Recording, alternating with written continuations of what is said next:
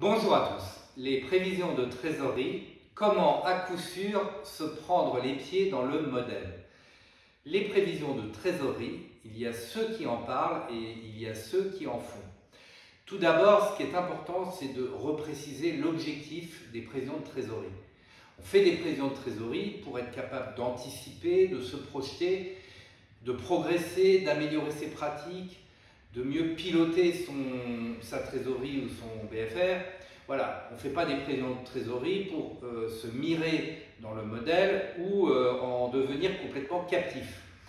Alors, un petit flashback sur les années 2008, 2009, 2010 où à l'époque nous avons été missionnés à des dizaines de reprises pour élaborer des prévisions de trésorerie dans des PME, des ETI ou des filiales de groupes.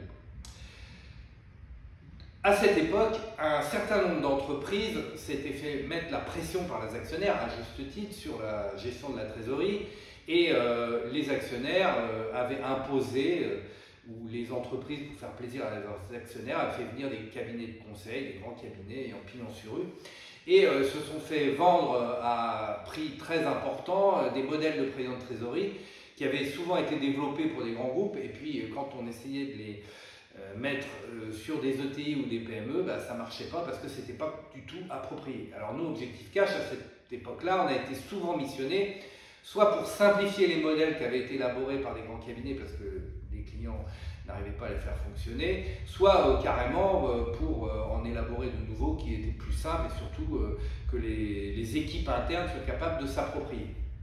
Alors un exemple tout à fait caractéristique qui me revient à l'esprit, voilà, en 2009, une ETI, à l'époque on ne disait pas ETI, une entreprise de à peu près 280-300 millions d'euros de chiffre d'affaires, une quinzaine de filiales.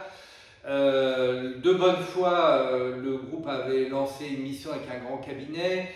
Ça faisait 9 mois qu'il y avait 2 consultants du cabinet dans l'entreprise et après 9 mois, et 2 consultants à temps plein, le modèle n'était toujours pas stabilisé, le modèle de trésorerie faisait plus de 100 lignes, chaque mois les consultants rajoutaient 2 ou 3 variables, 2 ou 3 lignes dans le modèle, on n'en voyait pas le bout, c'était toujours pas fiabilisé.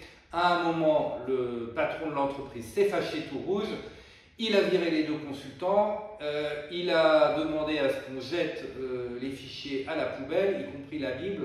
Ils avaient développé une Bible de 150 pages avec des workflows, avec des impressions écran, etc.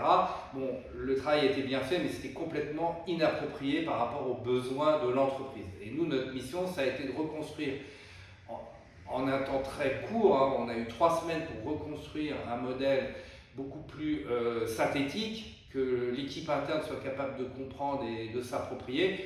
Concrètement, on avait 3 ou 4 lignes pour les revenus et les encaissements et à peine une dizaine de lignes pour les décaissements.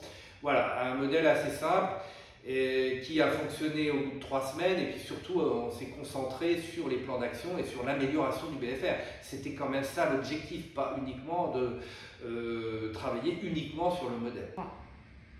Donc voilà ce qu'on peut dire en résumé sur les modèles et sur les prévisions de trésorerie. 3 petits rappels très succincts en synthèse.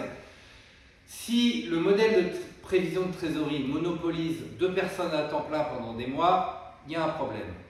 Deuxièmement, si quand le modèle est installé, après 1 jour ou 1 jour et demi de mise à jour du modèle, on n'est pas déjà passé dans les plans d'action et je dirais le suivi, l'exécution opérationnelle du suivi de la réduction du BFR, c'est qu'on a un problème. Je parle d'1 jour, 1 jour et demi par semaine. Et puis en dernier point, si l'équipe interne fait un rejet sur le modèle, soit que c'est trop compliqué, on parle de black box, soit ne s'approprie pas le modèle, on a un très gros problème. Voilà, donc nous en synthèse, ce qu'on peut dire, nous chez Objectif Cash, nous croyons à l'acte de management, aux actions du management pour réduire le BFR et maîtriser la situation de la trésorerie. Nous croyons plus au management et aux actions du management qu'à la théorie des modèles.